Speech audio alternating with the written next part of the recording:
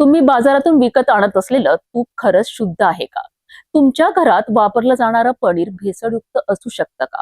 आणि अन्न व औषध प्रशासनाच्या धाडीत तब्बल लाखो रुपयांचा भेसळयुक्त माल जप्त झाल्याने पुन्हा एकदा अन्न सुरक्षेचा प्रश्न ऐरणीवर आला आहे. नेमकी कारवाई कुठे झाली, काय आढळून आलं आणि प्रशासनाने पुढे कोणती पावलं उचलली आहे? बघूया याबाबत सविस्तर. छत्रपती संभाजीनगरमध्ये अन्न व औषध प्रशासन विभागाने सेफ फूड सेफ महाराष्ट्र या मोहिमेअंतर्गत मोठी कारवाई केली आहे. चिखलठाणा MIDC परिसरातील अमोल दूध डेअरी या उत्पादन युनिटवर छापा टाकण्यात आलाय. अन्न सुरक्षा विभागाला मिळालेल्या गोपनीय माहितीच्या आधारे ही कारवाई करण्यात आली आहे. तपासादरम्यान डेअरीमध्ये भेसळयुक्त तूप आणि पनीर तयार केले जात असल्याचा संशय व्यक्त करण्यात आलाय. अधिकाऱ्यांनी केलेल्या तपासणीत मोठ्या प्रमाणावर तूप, क्रीम, पनीर आणि सोयाबीन तेलाचा साठा आढळून आला आहे.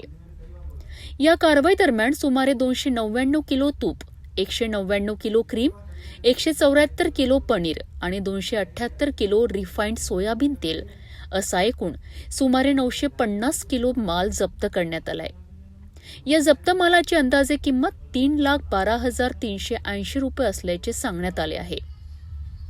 अधिकाऱ्यांच्या माहितीनुसार गायच्या शुद्ध तुपामध्ये सोयाबीन तेल मिसळून भेसळ केली जात असल्याचा संशय आहे.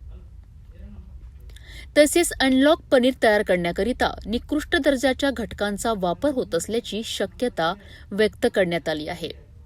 तपासणी दरम्यान उत्पादन युनिटमध्ये स्वच्छतेचा अभाव असल्याचेही निदर्शनास आलेत. कामगारांचे आवश्यक वैद्यकीय प्रमाणपत्र उपलब्ध नसल्याचेही अधिकाऱ्यांनी सांगितलेत.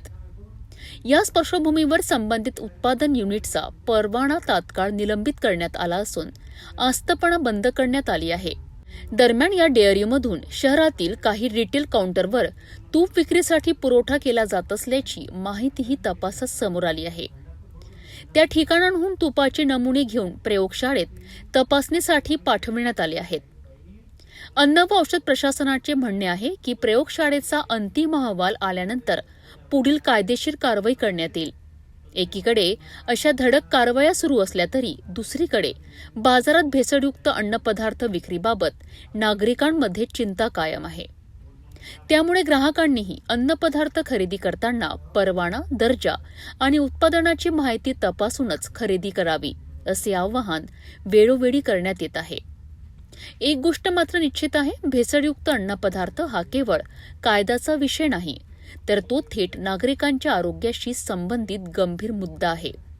यामुळे अशा कारवायांचा पुढील काळात काय परिणाम होतो आणि भेसळ रोखण्याकरिता आणखी कोणती पावले उचलली जातात हे पाहणे महत्त्वाचे ठरणार आहे. भेसळयुक्त अन्नपदार्थांवर अशा प्रकारच्या धडक कारवाया आणखी वाढल्या पाहिजेत का? तुमचं मत आम्हाला कमेंटमध्ये नक्की सांगा. सिटी न्यूजला सबस्क्राईब करा, व्हिडिओला लाईक करा आणि शेअर करायला विसरू नका.